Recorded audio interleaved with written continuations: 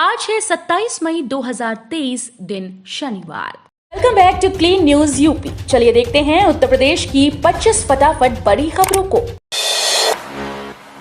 UP में ration की दुकानों पर मिलेगी दूध पाउडर, मिठाई समेत 39 प्रकार की अन्य वस्तुएं। यूपी में अब सार्वजनिक वितरण प्रणाली के तहत मिठाई, साबुन, दूध पाउडर व बेबी केयर उत्पाद समेत रोजमर्रा के काम आने वाली 39 प्रकार की अन्य वस्तुएं उपलब्ध होंगी। इस संबंध में खाद्य और रसद विभाग ने बिक्री वाली वस्तुओं की सूची जारी की है। ये वस्तुएं उन मुख्य मार्गों पर बनी राशन की दुकानों पर उपलब्ध होंगी जहां से भारी वाहनों का आवागमन हो सकेगा।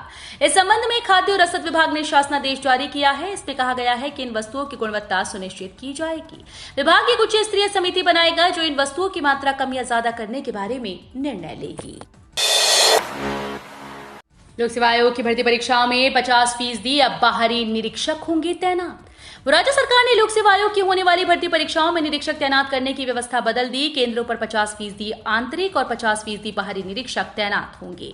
पहले यह अनिवार्यता नहीं थी। मुख्य सचिव दुर्गा शंकर मिश्र की ओर से शासनादेश जारी कर दिया गया। पालीवाल कमेटी की संस्तुतियों के आधार पर केंद्र बनाने की व्यवस्था की गई है। डीएम व DIOS द्वारा साफ छवि वाले स्कूल की सूची उपलब्ध कराई जाएगी।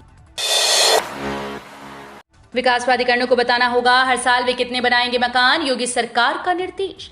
यूपी के शहरों में लोगों की आवासीय जरूरतों का सर्वे कराते हुए मकान बनाए जाएंगे। विकास प्राधिकरणों को इसके लिए कार्य योजना तैयार करते हुए शासन को उपलब्ध कराना होगा।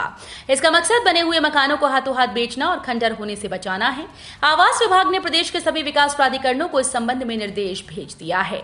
राज्य सरकार ने विकास प्राधिकरणों का गठन शहरी लोगों की आवासीय जरूरतों को पूरा करने के लिए किया। इसलिए आवास विभाग चाहता है कि भविष्य में ऐसे मकान बनाए जाएं जिसे लोगों को लेना अधिक महंगा ना पड़े। अखिलेश यादव के घर को सीएम योगी ने दी 412 करोड़ की सौगात। माधवराव सिंधिया की मूर्ति का भी किया अनावरण। उत्तर प्रदेश के मुख्यमंत्री योगी आदित्यनाथ ने शुक्रवार को केंद्रीय मंत्री ज्योतिरादित्य सिंधिया के साथ दिवंगत नेता माधवराव सिंधिया की मूर्ति का अनावरण किया। उन्होंने मूर्ति अनावरण के बाद जनसभा के दौरान 412 करोड़ की परियोजनाओं का शिलान्यास और लोकार्पण किया। मुख्यमंत्री योगी आदित्यनाथ ने मैनूरी के लोगों का निकाय चुनाव में जीत के लिए आभार व्यक्त किया। इसके साथ ही प्रदेश सरकार द्वारा प्रधानमंत्री आवास योजना, हर घर जल योजना, निराश्रित पेंशन योजना आदि के आंकड़े भी गिनाए।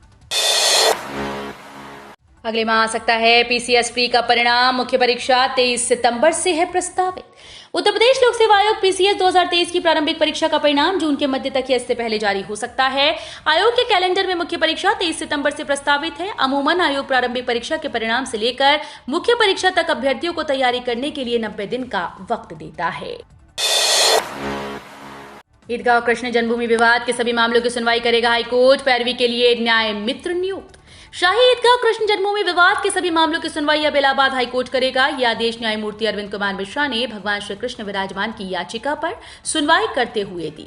कोर्ट ने निचली अदालत से सभी 7 मुकदमों की पत्रावली तलब कर ली है। इसके साथ ही अपर महाधिवक्ता मनीष गोयल को केसेस की पैरवी के लिए न्याय मित्र नियुक्त किया है। योगी और सिंधिया ने किया नए टर्मिनल का लोकार्पण। बोले 40 साल पुरानी मांग हुई पूरी। उत्तर प्रदेश के मुख्यमंत्री योगी आदित्यनाथ और केंद्रीय नागरिक उड्डयन मंत्री ज्योतिरादित्य सिंधिया ने शुक्रवार को कानपुर एयरपोर्ट के नए टर्मिनल का शुभारंभ किया। नए टर्मिनल बिल्डिंग पुरानी बिल्डिंग से 16 गुना बड़ी है, जिसमें कई खूबियां हैं। कानपुर हवाई अड्डे का नया टर्मिनल शुक्रवार को उड़ान भरने के लिए तैयार है। मुख्यमंत्री योगी आदित्यनाथ और केंद्रीय नागरिक उड्डयन मंत्री ज्योतिरादित्य सिंधिया ने फीता काटकर उद्घाटन करेंगे। उच्च न्यायालय में 13 अपर महाधिवक्ता नियुक्त। विनोद शाही और कुलदीप पति त्रिपाठी को फिर मिला मौका। शासन ने इलाहाबाद उच्च न्यायालय में 13 अपर महाधिवक्ता नियुक्त किए। इलाहाबाद उच्च न्यायालय में 8 और लखनऊ खंडपीठ में 5 अपर महाधिवक्ताओं की नियुक्ति की गई। लखनऊ खंडपीठ में अपर महाधिवक्ता विनोद कुमार शाही और कुलदीप पति त्रिपाठी को फिर से मौका दिया गया, जबकि 3 नए अपर महाधिवक्ता नियुक्त किए गए। न्याय विभाग ने बहुप्रतीक्षित अपर महाधिवक्ता, चीफ स्टैंडिंग काउंसिल, सहायक chief standing counsel, brief holder civil, BH criminal और स्टैंडिंग काउंसिल सहित कुल 1623 पदों पर वकीलों की नियुक्ति के आदेश जारी किए। रिंग रोड पर बसेगा ग्रेटर बनारस। मुख्यमंत्री शहरी विस्तारीकरण योजना के तहत प्रदेश के 4 शहरों में टाउनशिप के लिए शासन ने 4000 करोड़ का बजट जारी किया। इसमें 1000 करोड़ रुपए ग्रेटर बनारस बसाने के लिए आवंटित किए गए हैं। जून तक सर्वे का काम पूरा होगा और इसके बाद जमीन अधिग्रहण की प्रक्रिया शुरू होगी। रिंग रोड किनारे नई टाउनशिप बसाने का पूरा खाका विकास प्राधिकरण तैयार कर चुका है। रिंग रोड किनारे बसने वाले ग्रेटर बनारस में बाजार, मॉल, होटल, अस्पताल बनाए जाएंगे। इससे गांव का विकास तेजी से होगा, लोगों को सुविधाएं मिलेंगी, साथ ही बड़ी संख्या में लोगों को रोजगार उपलब्ध होगा। आगरा में धड़ल्ले से बिक रही नकली दवाएं, कैबिनेट मंत्री के बेटे के खरीदे इंजेक्शन की कोलकाता के लैब में होगी जांच। योगी आदित्यनाथ सरकार में कैबिनेट मंत्री योगेंद्र उपाध्याय के बेटे को बेचे गए इंजेक्शन की जांच अब ड्रग विभाग कोलकाता में कराएगा। मंत्री के बेटे ने नकली इंजेक्शन बेचने की शिकायत डीएम से की थी। इसके बाद ड्रग विभाग ने केमिस्ट की दुकान पर रखे इंजेक्शन पर रोक लगा दी। पत्नी के इलाज के दौरान मंत्री के बेटे ने अस्पताल में संचालित मेडिकल की दुकान से इंजेक्शन खरीदे थे। 4-5 इंजेक्शन लगने के बाद जब कोई राहत नहीं मिली तो डॉक्टर ने दूसरी दुकान से खरीदने की सलाह दी। इस बात पर मंत्री के बेटे को इंजेक्शन पर शक हो गया। सरकार ने कर दिया ऐलान, इस दिन उड़ेगी नोएडा से फ्लाइट। एनआईए के सीईओ क्रिस्टोफ शेलमैन ने टाइम्स ऑफ इंडिया से बातचीत में बड़ी जानकारी देते हुए बताया कि उन्हें पूरा भरोसा है कि साल 2024 के अंत तक यहां से उड़ानें शुरू हो जाएंगी। अक्टूबर-दिसंबर 2024 तक काम पूरा हो जाएगा और विमान सेवाएं शुरू की जाएंगी। उन्होंने कहा कि जिस रफ्तार से काम चल रहा है, हमें उम्मीद है कि साल 2024 के अंत तक नोएडा एयरपोर्ट से विमान सेवाएं शुरू हो जाएंगी। उन्होंने कहा कि आधुनिक तकनीकों और एडवांस मशीनों की मदद से काम तेजी से चल रहा है। सीएम योगी की चेतावनी, शाकुंभरी विश्वविद्यालय का काम समय पर पूरा नहीं हुआ तो होगी एफआईआर। मुख्यमंत्री योगी आदित्यनाथ ने मां शाकुंभरी विश्वविद्यालय का निरीक्षण किया। निर्माण कार्य की प्रगति धीमी देखकर मुख्यमंत्री भड़क गए और उन्होंने प्रोजेक्ट मैनेजर व ठेकेदार को फटकार लगाई। मुख्यमंत्री ने कहा कि 15 जुलाई तक एकेडमिक व एडमिन ब्लॉक वीसी हाउस का कार्य कराएं, पूरा नहीं हुआ तो एफआईआर दर्ज कराई जाएगी। लापरवाही पर कार्यदायी संस्था, प्रोजेक्ट मैनेजर व ठेकेदार को ब्लैकलिस्ट किया जाएगा। कंसल्टेंसी में छात्र भी होंगे शामिल, पारिश्रमिक मिलेगा, इसके लिए नियमावली तैयार कर रहा विश्वविद्यालय प्रशासन। डॉक्टर एपीजे अब्दुल कलाम प्राविधिक विश्वविद्यालय के घटक व राजकीय इंजीनियरिंग संस्थानों में अब शिक्षकों के साथ छात्र भी कंसल्टेंसी में शामिल होंगे। खास बात यह है कि उन्हें इसके लिए पारिश्रमिक भी दिया जाएगा। विश्वविद्यालय प्रशासन इसके लिए जल्द ही नियमावली लेकर आ रहा है। इसकी शुरुआत विश्वविद्यालय के घटक सरकारी संस्थानों से होगी।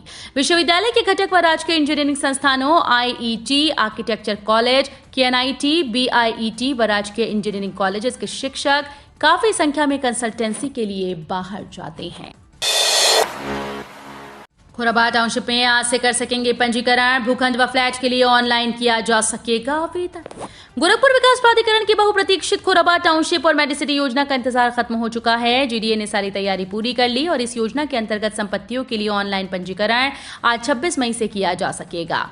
पंजीकरण के लिए 1 महीने का समय दिया गया है। इच्छुक लोग 25 जून तक पंजीकरण कर सकेंगे। जीडीए की वेबसाइट www.gdagkp.in पर जाकर पंजीकरण कराना होगा। यूपी के हर मंडल में बनेगा एयरपोर्ट, वाटरवे से जुड़ेगा कानपुर, सीएम योगी का ऐलान। मुख्यमंत्री योगी आदित्यनाथ ने शुक्रवार को कहा कि 2017 से पहले यूपी में 2 ही एयरपोर्ट क्रियाशील थे, अब 9 चल रहे हैं, 12 और नए बनाए जा रहे हैं। आने वाले समय में प्रदेश की हर कमिश्नरी में एयरपोर्ट होगा। वाटरवे अथॉरिटी की प्रक्रिया को आगे बढ़ाया जा रहा है। हल्दिया से वाराणसी को जोड़ा जाएगा। कानपुर भी वाटरवे से जुड़ेगा। इस सुविधा को शुरू करने पर विचार हो रहा है। मुख्यमंत्री ने कानपुर में 150 करोड़ की लागत से बनाए गए नए एयरपोर्ट टर्मिनल का लोकार्पण करने के बाद लोगों को संबोधित किया। यूपी समेत 6 राज्यों के स्टूडेंट्स ऑस्ट्रेलिया में बैन, शिक्षा एजेंट्स को मिले ये खास दिशा निर्देश।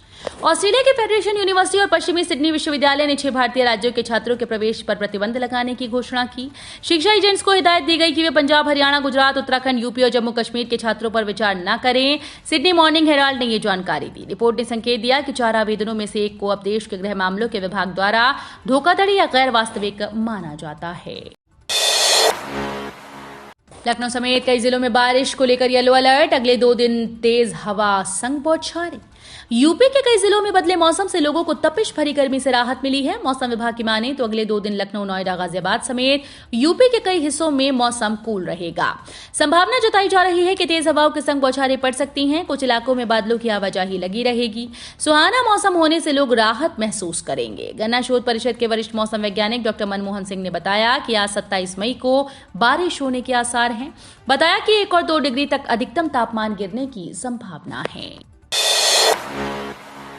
आस्था के पथ पर बड़े योगी तो पीछे छूटते गए सियासत तंदा। नाथ पंथ की परंपरा में डूबे नजर आए सीएम। मुजफ्फरनगर जनपद में सूबे के मुख्यमंत्री योगी आदित्यनाथ तुलसीपुर में पूरी तरह से नाथ पंथ की परंपरा में डूबे नजर आए। देश भर से आए पंथ के संत समाज से मुलाकात की, सिर्फ धर्म की चर्चा हुई। भंडारे से लेकर चादर रस्म तक निभाई।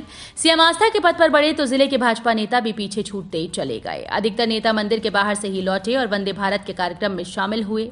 तुलसीपुर में संतों का जमावड़ा लगा, धर्म की बातें हुई। नाथ पंथ के कुंभ में सीएम योगी आदित्यनाथ पहुंचे और संतों से मुलाकात। अखिलेश यादव की तीखी टिप्पणी, कहा भाजपा ने मान लिया अब सत्ता सौंपने का समय आ गया है।